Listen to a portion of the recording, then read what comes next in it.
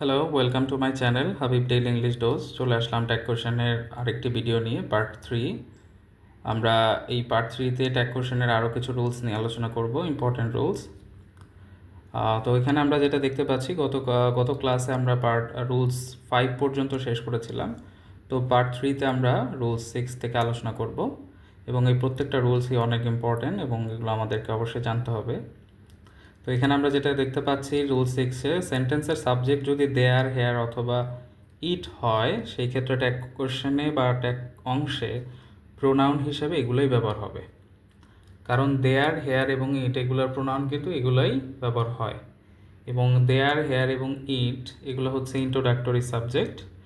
এইগুলো হচ্ছে কোনো জায়গা মিন করা অর্থে বোঝায়, যেমন বা কোনো কিছুর অবস্থান বোঝানোর ক্ষেত্রে ব্যবহৃত হয়। যেমন আমরা দেখতে পাচ্ছি, there is a ring in the box, এই বক্সে একটি রিং আছে বা রয়েছে। তো আমরা দেখতে পাচ্ছি যে এই সেন্টেন্সে এখানে কিন্তু ইজ আছে অলরেডি। তো সেই ক্ষেত্রে আমরা ইজেন্ট করলাম, যেহেতু এটা অ্যাফার্মেটিভ বাক্য, ট্যাগ কোশ্চেনটা নেগেটিভ হলো এবং দেয়ারের প্রোনাউন দেয়ারই বসলো।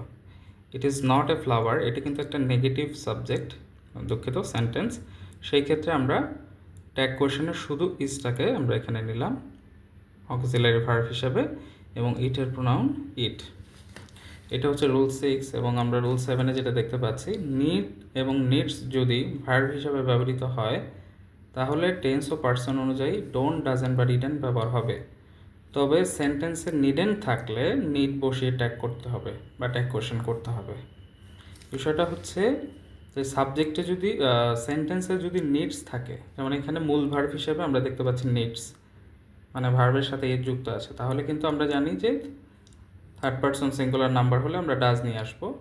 এবং আমরা যেহেতু এটা বাক্যটা নেগেটিভ, এই কারণে ট্যাগ কোশ্চেনের অ্যাফার্মেটিভ যেহেতু, আমরা এখানে নেগেটিভ দিলাম। রাফসানের প্রোনাউন হচ্ছে হি। যেমন আমরা এই বাক্যে যেটা দেখতে পাচ্ছি, টনি নিডেড এ কোট, তাহলে এখানে নিডস বা নিডেড এইগুলোই যদি থাকে, তাহলে কিন্তু আমাদেরকে ডোন্ট বা ডিডেন্ট বা ডাজেন্ট ব্যবহার করতে হবে। কিন্তু বাক্যে যদি নিড নট থাকে, সেই ক্ষেত্রে কিন্তু আমরা কি করব, অক্সিলারি ভার্ব হিসাবে নিডই ব্যবহার করব। তখন কিন্তু ডোন্ট, ডাজেন্ট বা ডিডেন্ট এগুলো আর ব্যবহৃত হবে না। তার মানে এখানে খেয়াল করতে হবে সেন্টেন্সটা আসলে অ্যাফার্মেটিভে আছে নাকি নেগেটিভে আছে। যদি তোমরা দেখতে পাও যে নিড নট, সেই ক্ষেত্রে অক্সিলারি ভার্ব নিড ব্যবহার হবে এবং ইউ এর প্রোনাউন ইউ। আচ্ছা, রুলস 8-এ আমরা যেটা দেখতে পাচ্ছি, সেন্টেন্সে যদি নাথিং, এনিথিং, সামথিং, এভরিথিং থাকে, তাহলে ট্যাগ কোশ্চেন করার সময় এদের পরিবর্তে ইট বসবে, কারণ এই সবগুলোই হচ্ছে কোনো বস্তুকে বোঝাচ্ছে। যেমন something is better than nothing, এখানে আমরা ইজ অক্সিলারি ভার্ব হিসাবে আনলাম, নেগেটিভ করলাম ইজেন্ট এবং pronoun it. Nothing is impossible, is it, তাহলে এখানে ইজেন্ট কেন হলো না? কারণ আমরা দেখতে পাচ্ছি বাক্যটা সেন্টেন্সটা নেগেটিভ, কারণ নাথিং হচ্ছে একটা নেগেটিভ শব্দ। এই কারণে ট্যাগ কোশ্চেনে কিন্তু আর নেগেটিভ হবে না, এটা অবশ্যই খেয়াল করতে হবে। আচ্ছা, পরের রুলস আমরা দেখছি, রুল 9-এ আমরা যেটা দেখতে পাচ্ছি, ওইখানে ছিল থিং, এখানে হচ্ছে বডি। সেন্টেন্সে যদি এভরিবডি, সামবডি, এনিবডি, নোবডি, এছাড়া এভরিওয়ান, এনিওয়ান, সামওয়ান, নান, অল, নো ওয়ান থাকে, তাহলে ট্যাগ কোশ্চেন করার সময় প্রোনাউন হিসেবে দে ব্যবহৃত হবে। যেমন এভরিবডি লাইকস ফ্লাওয়ার, সবাই ফুল পছন্দ করে, তাহলে আমরা প্রোনাউন হিসাবে কিন্তু দে ব্যবহার করতে বলেছি। এভরিবডি থাকলেই প্রোনাউন হিসাবে তোমরা দে ব্যবহার করবা। এখন অনেকে যেটা ভুল করে, তারা খেয়াল করে যে এখানে লাইকস আছে, মানে সাবজেক্টটা, ভার্বটা প্লুরালে দেখে তারা এখানে ডাজেন দিয়ে দিতে পারে।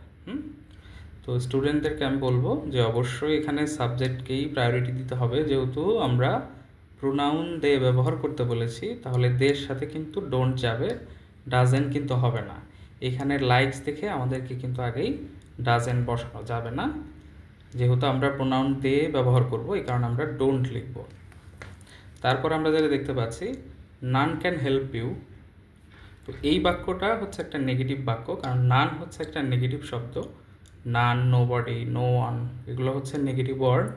সেই ক্ষেত্রে আমাদের ট্যাগ কোশ্চেনে কিন্তু আর নেগেটিভ করা যাবে না, তখন আমরা শুধু অক্সিলারি ভার্ব ক্যানটা এখানে বসিয়েছি, আর নান থাকলে আমরা প্রোনাউন দে ব্যবহার করতে বলেছি। তো নান ক্যান হেল্প ইউ, এটা ট্যাগ কোশ্চেন হবে ক্যান দে। আচ্ছা, তারপরে আমরা রুলস 10-এ যেটা দেখতে পাচ্ছি যে সেন্টেন্সের শুরুতে সাবজেক্ট হিসেবে যদি all of them, some of them, most of them যুক্ত থাকে, সেই ক্ষেত্রে ট্যাগ কোশ্চেন করার সময় প্রোনাউন হিসেবে আমরা দে ব্যবহার করব। যেমন অল অফ দেম আর, এখানে অক্সিলারি যেটা থাকবে সেটার ব্যবহার সেম থাকবে, কিন্তু আমরা দেখব যে অল অফ দেম তার মানে প্রোনাউন হবে দে। এখানে অক্সিলারি ভার্ব আর আছে, তাহলে ট্যাগ কোশ্চেনে আরেন্ট, অল অফ দেম এই জন্য প্রোনাউন দে, তাহলে ট্যাগ কোশ্চেন হয়ে গেল আরেন্ট দে। তারপরে আমরা দেখতে পাচ্ছি পরেরটাতে most of them were very sincere, তাহলে এখানে অক্সিলারি ভার্ব ওয়ার আছে, এটার সাথে আমরা নেগেটিভ করলাম ওয়ারেন্ট, মোস্ট অফ দেম আছে দেখে আমরা প্রোনাউন দে ব্যবহার করলাম। তো ধন্যবাদ সবাইকে। পরের ভিডিও পার্ট 4 নিয়ে আমরা হাজির হব পরবর্তী ভিডিওতে। সে পর্যন্ত সবাই সুস্থ থাকো। আল্লাহ হাফেজ।